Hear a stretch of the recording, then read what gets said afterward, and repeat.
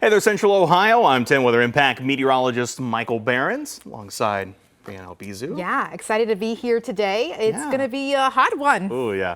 I mean, I'm glad I'm in the studio at the moment because this afternoon we're talking feels like temperatures that get up into that triple-digit range. Uncomfortable outside. That's why I wore red. It's going to be red hot. Because it's going to be hot today. No correlation at all. No correlation. Whatever you wear outside today, though, you probably want to avoid layers and something to help you stay cool and stay hydrated because, again, it's going to be hot this afternoon. Dangerously hot, unfortunately. So make sure you're, again, seeking out those areas of cool conditions, hitting the AC whenever you can, staying hydrated as much as you can because we're looking at hot temperatures that are going to last all throughout the day today. That's your main weather impact headline is the heat heading through this afternoon. In fact, we have heat advisories in place across pretty much the entire state of Ohio with the exception of our far eastern counties. This does include the entire 10 TV viewing area. This goes from 11 a.m. to 8 p.m. tonight. So if you're out and about, the heat really not going to change much throughout the day today. The sun coming down in force this early part of the day, and the heat will continue again into the afternoon thanks to the incoming sun and just, of course, the sort of weather pattern we're going to be stuck in where we're not going to get a lot of relief in the next 24 hours. It wasn't so bad this morning. We had temperatures down into the low and mid 60s, in fact, but that's going to increase, of course, throughout the afternoon. You put that together with dew points that are in excess of 70 degrees heading into the afternoon, and that's a recipe for those really high heat index values as we head through later today. Dew point over the next 12 hours, not going to move much, staying in the low to mid 70s out there. It's going to remain a humid afternoon. It's going to remain fairly humid as we head through the next few days as well, although it looks like this graphic having a little bit of a data issue, so ignore that. It's not going to be 40s or less. It's not going to be anywhere near that comfortable. We're talking temperatures again this afternoon that'll be up in the 90s. Will start to drop as we head toward tomorrow and head toward tonight. Of course, though, the heat will be on this afternoon. The other thing we'll watch for this afternoon is a little bit of moisture that could come through. You could see earlier in the day a little bit of rain out toward the west, though that should be sliding across the region as we head into the day. At least a little bit of disturbance that could kick up some rain chances out there as we head into the afternoon.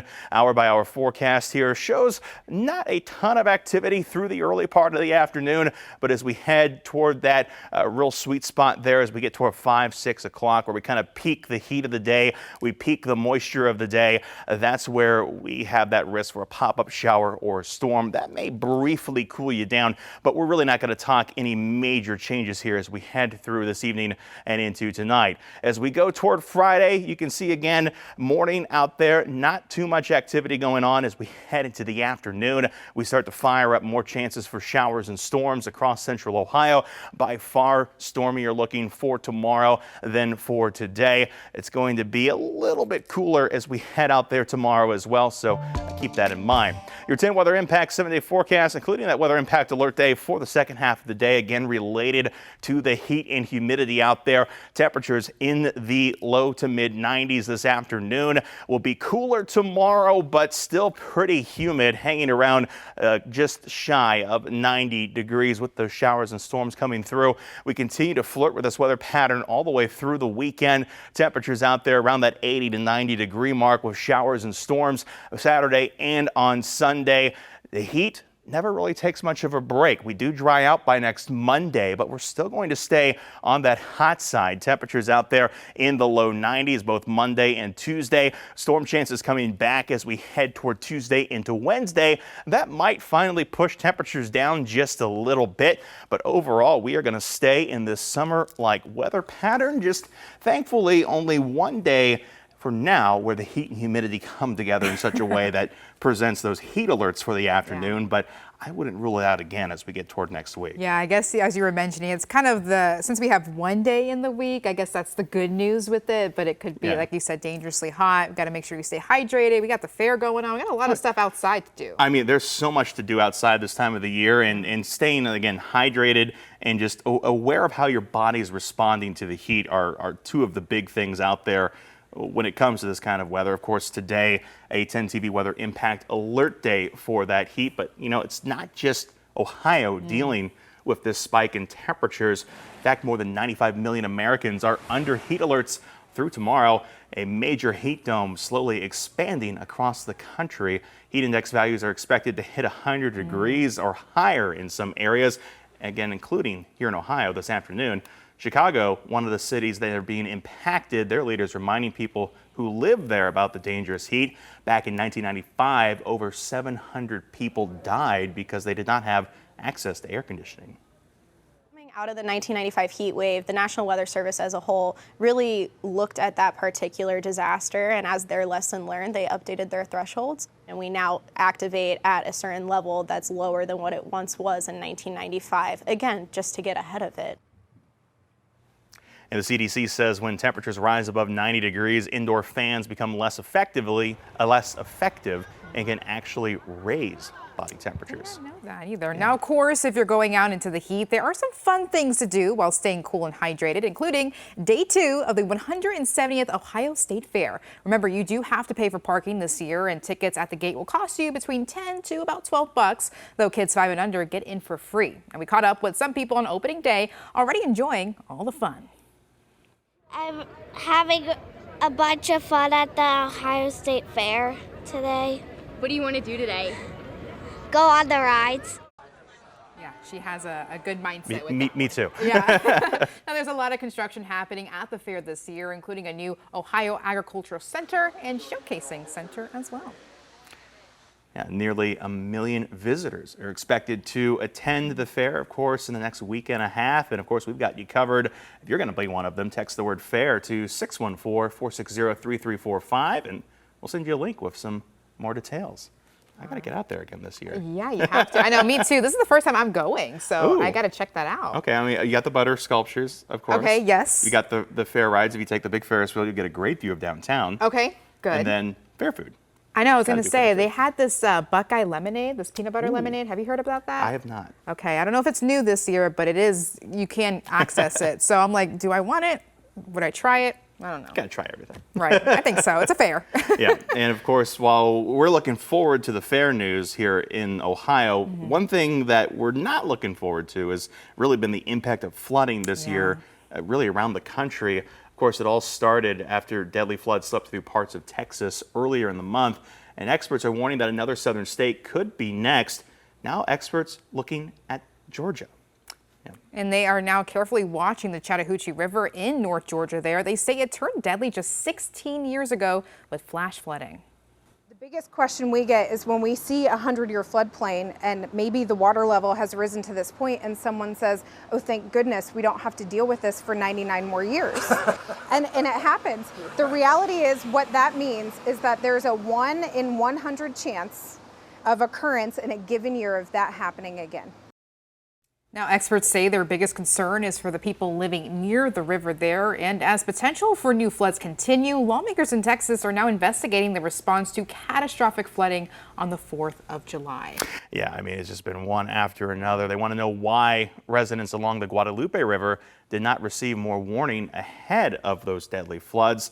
The Texas Emergency Management Chief acknowledged mistakes were made, but refused to accept responsibility for the disaster. He also said the agency was working based on the best weather information available at the time. I always say we are responsible, but we are not in charge. The responsibility of being in charge rests with local officials. The forecast then for those 44 counties in that area was again 1 to 3 inches of rain, less likely now 5 to 7.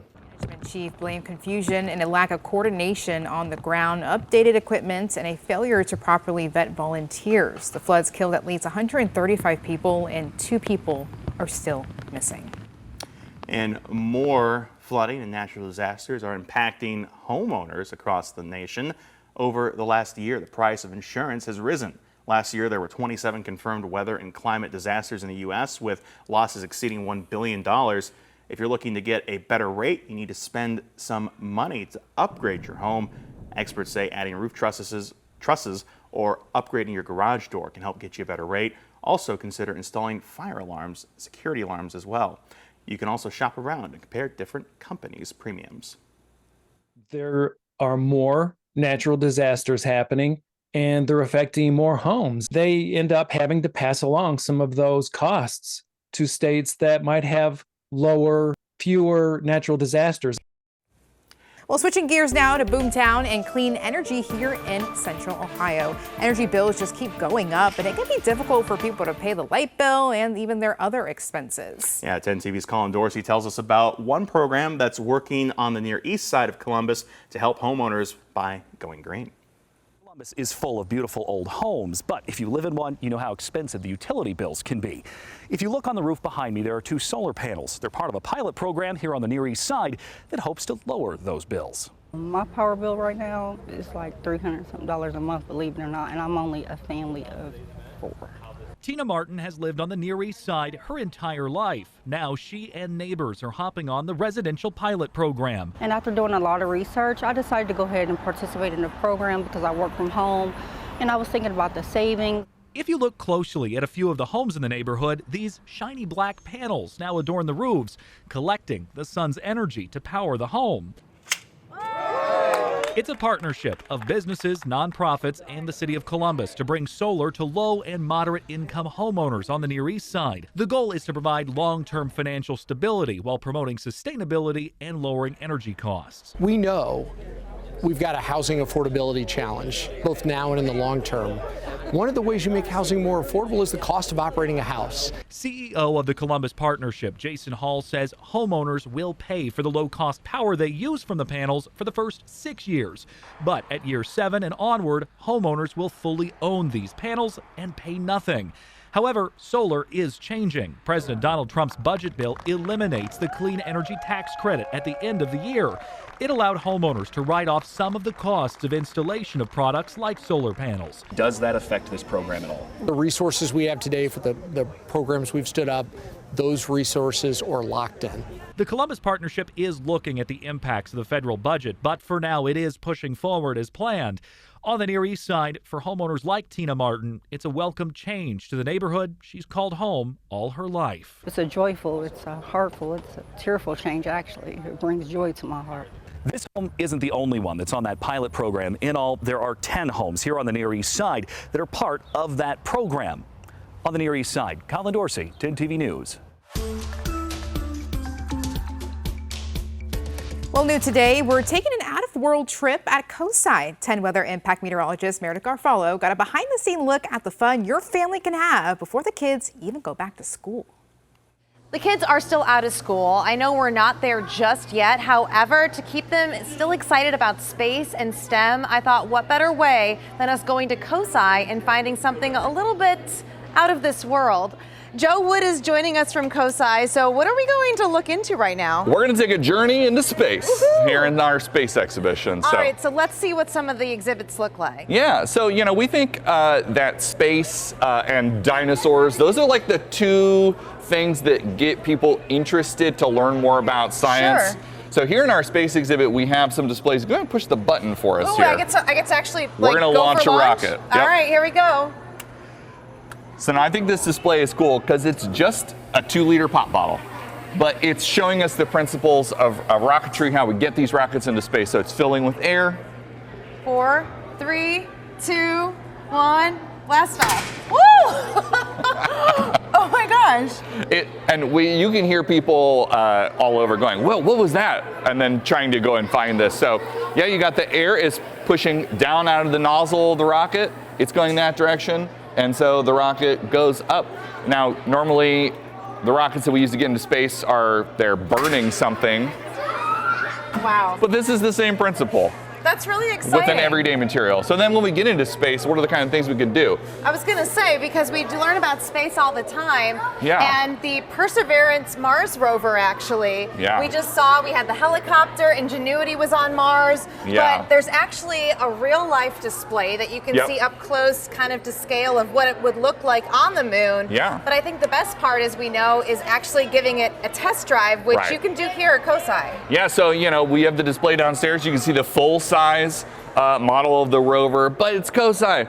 We're a hands-on science museum. So here, you could test your hand at driving a rover on this simulated Martian surface. And then we also have a video simulator with the Perseverance rover, or you can actually like switch views and drive the Ingenuity helicopter. You can test some soil samples. Oh my, this is really cool. Yeah, so you're gonna drill into the rocks and take a sample and scan it. It's pretty cool. So we got a little bit about like some of the physics of space exploration with the rocket launch, then some of more of the like current science with our Mars rovers over here. And then as we keep going through the exhibit, we can see some other things like our space station. A space station, okay, that sounds really cool, especially with our astronauts that are up there. I know we're working on decommissioning the space station actually at the end of the decade, but this is it. Wow, this looks like the real deal. Our space exhibition's got a little bit of like a, kind of like a retro futuristic feel here with the signage, but yeah, we've got some information about what it's like to live on the space station. Got some real artifacts. Learn a little bit of things about like some of the things you maybe don't think about, like what do the astronauts eat and stuff like that. There's even a space toilet over there. Oh my gosh, so this is what we would eat in space. It's not your typical normal. They've come a long way since the like food tubes of the Apollo program. Salt and pepper in space? Yep. What happens if you lose it, or maybe the particles are different up in space? It usually have to be something that's like a gel or something like that. But like hot sauce is very popular in space because being in that environment does kind of tend to deaden your taste buds a little bit, apparently. All right, before we wrap this up, I have to show everybody the toilet in space because you always wonder, well, where do you go to the bathroom? And you can see it right here. Yep. Can I sit on it or no? That's up to you. That's what it's for. Okay. Yeah, so I think it's just kind of like these everyday things. things. It's just like going to the bath. It would just be like at home. So interesting. Minus the gravity. Well, this is really cool, no pun intended. So thanks so much, Joe. And this is just one example of how you can keep your kids engaged when we talk about STEM and space here across Central Ohio. And finally today, let's check out some new video into us here at 10 TV. A display of cows and construction workers. Talking about butter earlier.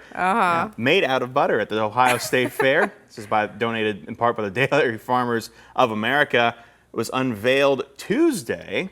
Gotta share the love of the butter cow there.